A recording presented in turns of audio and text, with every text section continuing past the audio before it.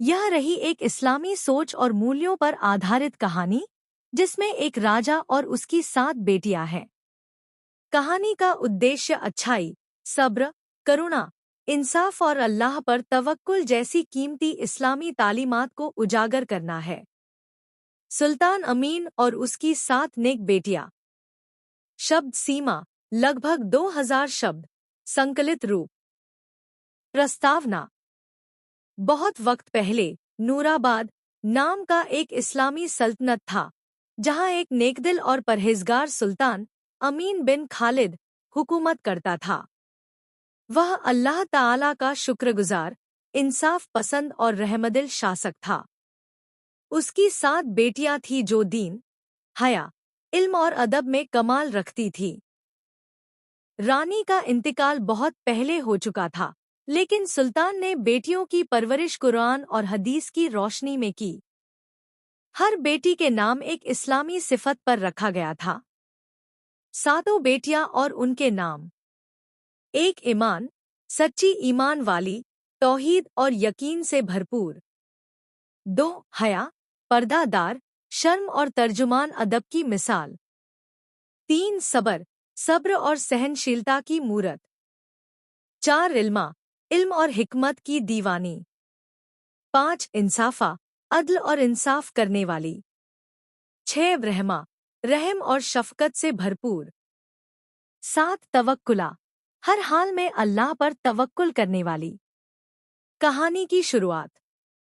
एक रोज फज्र की नमाज के बाद सुल्तान अमीन मस्जिद में तिलावत कर रहे थे।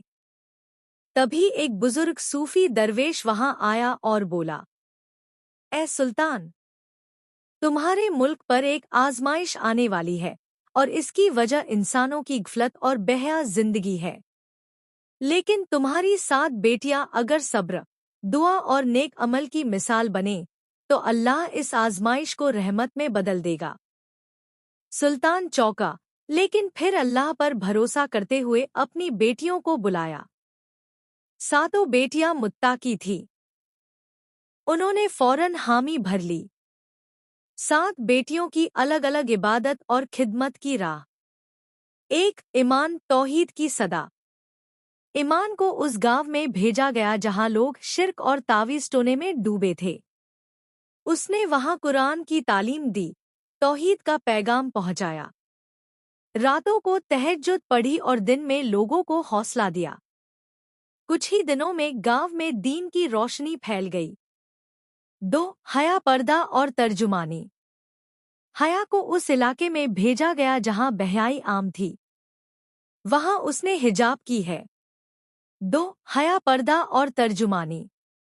हया को उस इलाके में भेजा गया जहां बेहयाई आम थी। वहां उसने हिजाब की अहमियत समझाई, खुद मिसाल बनकर पर्दे के साथ लोगों से मिला। छोटी बच्चियों को तालीम दी और औरतों को अपने अज़मत की पहचान करवाई। 3 सब्र, मुश्किल हालात में रहमत। सब्र उस गांव गई जहां सूखा पड़ा था। वहां खाने और पानी की कमी थी। उसने लोगों को सब्र की तालीम दी, खुद कम खाकर दूसरों को खिलाया, अल्लाह से दुआ की। कुछ ही हफ्तों में बारिश आई और ज़मीन हरी हो गई। 4 इल्मा, इल्म की रोशनी। इल्मा एक ऐसे गांव पहुंची जहां लोग इल्म से दूर थे। वहां उसने एक मदरसा शुरू किया, बच्चों को कुरान और हदीस सिखाई, लड़कियों को लिखना पढ़ना सिखाया और लोगों में इल्म का शौक जाग उठा। 5 इंसाफा, इंसाफ की मिसाल। इंसाफा उस बस्ती गई जहां जुल्म और जौर आम था। अमीर लोग गरीबों को सताते थे। उसने वहां शरई कानून की तालीम दी, हिकमत से झगड़ों को निपटाया और जालिमों को सच का आईना दिखाया। लोग उसके इंसाफ के कायल हो गए। 6 रहमा, बीमारों की सेवा। रहमा एक जगह पहुंची जहां एक महामारी फैली थी। वहां न दवा थी, न डॉक्टर। वह खुद लोगों की तीमारदारी करने लगी, अल्लाह से दुआ की, आयतें पढ़कर दम किया। कुछ ही दिनों में हालात सुधरने लगे और लोगों में राहत आई। 7 तवक्कुला, अल्लाह पर भरोसा। तवक्कुला को उस जगह भेजा गया जहां लोग मायूस थे, अल्लाह की रहमत से नाउम्मीद थे। उसने अल्लाह की रहमत और कुदरत के वाक़या सुनाए, लोगों को तवक्कुल सिखाया। उसने खुद सख्त हालात में भी मुस्कुराना नहीं छोड़ा। इम्तिहान पूरा और अल्लाह की मदद। 40 दिन बाद सातों बेटियां वापस लौट आईं। उन्होंने सच्चे दिल से इबादत की, खिदमत की और अल्लाह पर यकीन रखा।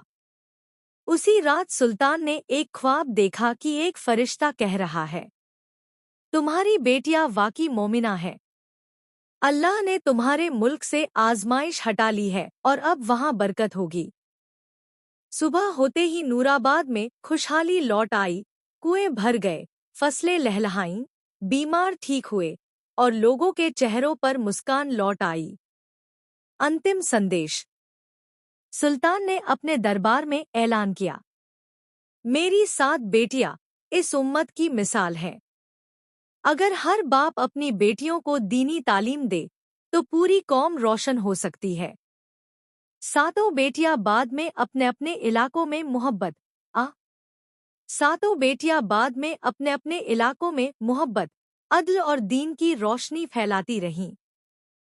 इबरतनाक सीखें। इस्लामी संदेश।